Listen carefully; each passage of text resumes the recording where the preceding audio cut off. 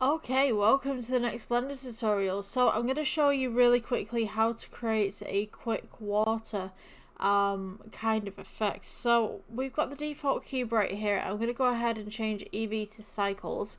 And all you need to do for quick water effects is go to object, and then we're going to go quick effects, and we're going to go liquid.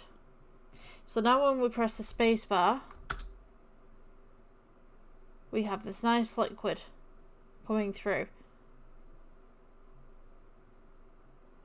It's really quite simple actually. There's a little bounding box around the outside, and then obviously the liquid is coming through there. So we can also do this on here as well. This is how it's going to look. I thought this would be a nice little quick tutorial just to teach you how to do some quick effects. Thank you for watching, guys, and I will see you in the next one. Bye.